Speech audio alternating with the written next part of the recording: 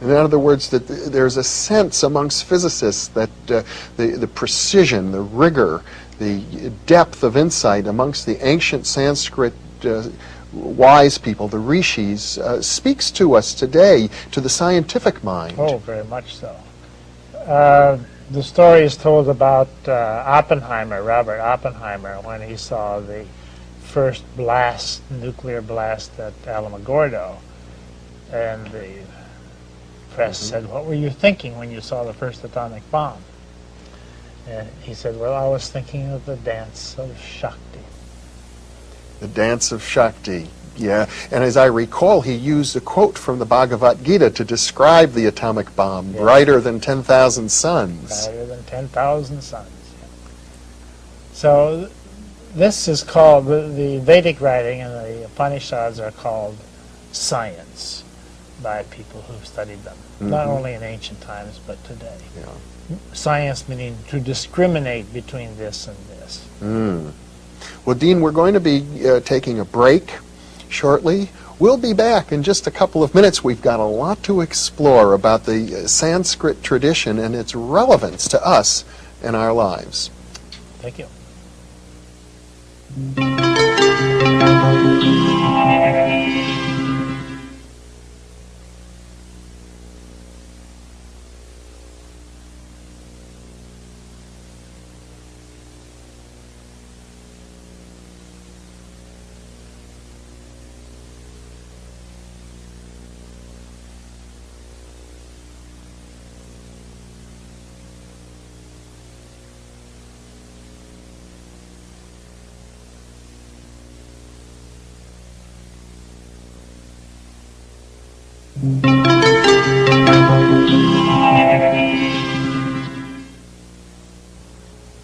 Welcome back to Thinking Aloud. I'm your host, Jeffrey Mishlove.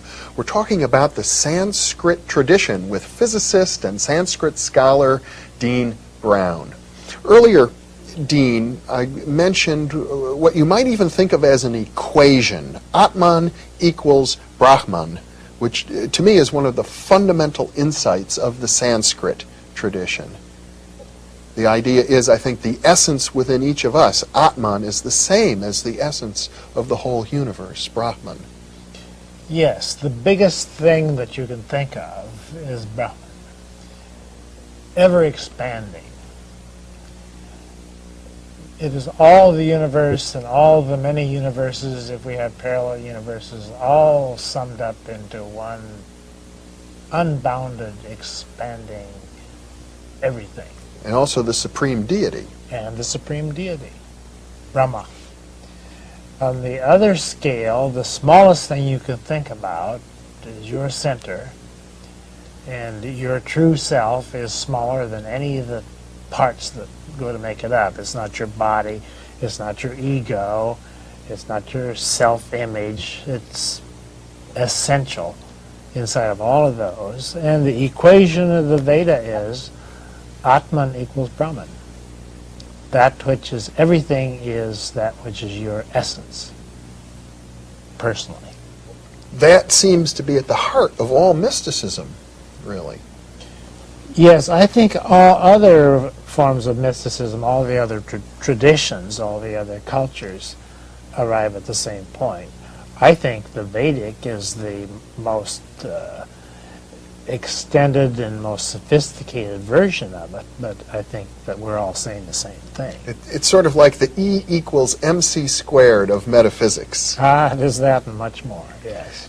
And if I understand the Vedic tradition, the Sanskrit tradition, it is out of this insight that a whole science of metaphysics unfolds. Yes, from this point, Atman equals Brahman, we get the whole cosmology of the ancient Indians. The ancient Greeks is derived from it because Greek is a Vedic subculture, and Latin, our modern science, is derived from it. All of that comes in its many forms down to us in the modern form of Advaita, Vedanta. Vedanta means the fulfillment of the Vedas. Veda means wisdom. And Advaita means not two, That which is the biggest is not different from that which is the smallest. So when we think of Hindu culture, for example, as being polytheistic, and we don't understand this Advaita tradition, we're missing something very important about the way they understand their relationship to their deities. Yes, indeed. The Vedic tradition, the Vedic wisdom is so extensive that when a person comes to it, he brings himself to it first. So the first thing one finds in the Veda is himself. And his polytheism, as it goes deeper and deeper into it, becomes a monotheism, and beyond a monotheism. Even monotheism is not essential enough, not subtle enough to get the idea that you ultimately find in the Veda. Yeah. Now in Plato we have the notion of the world of ideals. We call it the Platonic world, the world of pure forms. But this is also found in the Vedic tradition. See, that's in the Veda, that in Sanskrit that's called the Ritambara Pragyan. Ritam is where we get our word right. This is right, this is a right angle, make a right turn at the corner, let's make it right, let us correct something. That all goes back to the Sanskrit idea of that which is perfect. And everything in the universe, everything that's manifest, is imperfect. So the dynamic of the universe is for the imperfect to dynamically approach the perfect. And the metaphysics, the practical aspect, as I understand it, of the Vedic metaphysics is that through disciplines, through meditation, through centering oneself, we are able to apprehend that Ritambara world, that perfection, and then we can bring it into manifestation in our lives.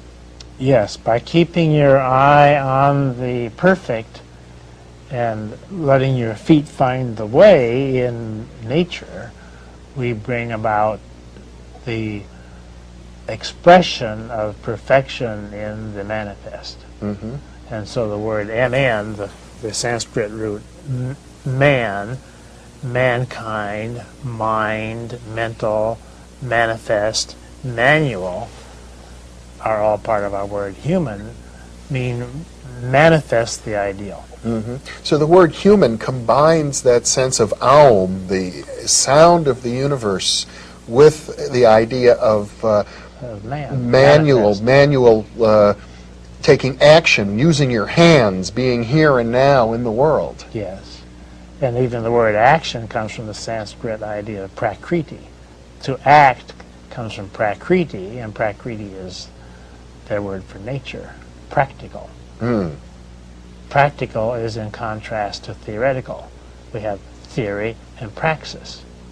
Theory, theoretical, comes from the Sanskrit devas, deus in Greek, theos in Greek, deus in Latin, divine, which originally means senses. Your senses are your devas. So God is your senses, your perception of the universe. A very sensory experience is the way that we connect. Everything comes from your senses. Now, you have thousands of senses, but it's through all of your senses that you comprehend God, the universe. And the very idea that a human being can comprehend the divine, the infinite, is particular in some way to the Sanskrit tradition, I think. Yes, indeed. And to comprehend the divine, which is to say everything, one comprehends oneself, one's Atman. The route to the divine is through the Atman. The route to everything that you sense or can sense is through your center. Now, the Sanskrit tradition, of course, is a vast literature. We have the Vedas, the Upanishads, the Mahabharata, the Bhagavad Gita, the Yoga Sutras, the Brahmanas. The Tantras. The Tantras. Well, the Tantras in particular are interesting because, as I understand it, they're really the oldest of these traditions. Yes, the Tantras are the